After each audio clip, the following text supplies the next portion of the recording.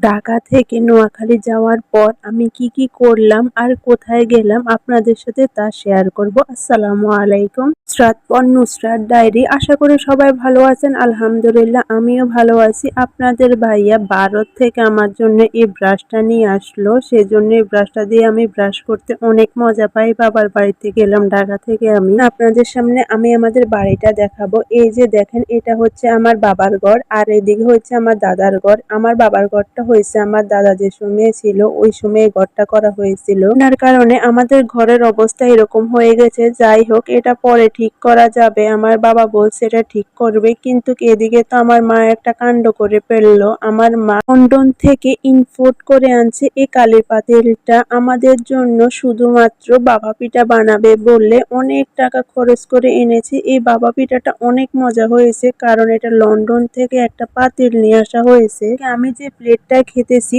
ওইটা ইউরোপ থেকে নিয়ে আসা হয়েছে। আর এদিকে আমার মেয়েরা খেলতেছে, তার বাবা আমেরিকা থেকে এই গাড়িটা কিনে নিয়ে এসেছে। এদিকে আমার মেয়েরা মজা করে কিন্তু গাড়িটা চালাইতেছে তার ছোট বোনকে নিয়ে। তারা তো মহা আকারে খুশি হয়ে গেছে। আমি আপনাদের সাথে বয়েজে এগুলা বললাম, আপনারা আমার এই বয়েজগুলো অনেক পছন্দ করেন, সেজন্য বললাম। কেউ ব্যাপারটা কমেন্ট করবেন না। এদিকে আমার মা একটা পুডিং বানাইছে, তারপর আমার মায়ের যার মধ্যে হাত দিয়ে একটা প্লেট নামালাম, কারণ গ্রামের মানুষরা তো শুধু কাঁচের প্লেটগুলা কিনে সাজায় রাখার জন্য, মেহমানদের জন্য, মেয়েদেরকে বাচ্চাদেরকে খাইতে দেয় না। আমি আজকে জোর করে এটা নামিয়ে নিলাম। আমাদের মায়েরাও কি আপনাদেরকে কাঁচের প্লেট নামাইতে দেয় কি দেয় না অবশ্যই কমেন্ট করে জানাতে কিন্তু ভুলবেন না। এদিকে আমার মার অনেকগুলা হাঁস মুরগি আপনাদের সাথে শেয়ার করতেছি। আসলে গ্রামের মজা গ্রামেই পাওয়া যায়, শহরে পাওয়া যায় না। বাড়িটা আপনাদের কাছে কেমন লেগেছে অবশ্যই কমেন্ট করে জানাতে কিন্তু ভুলবেন না।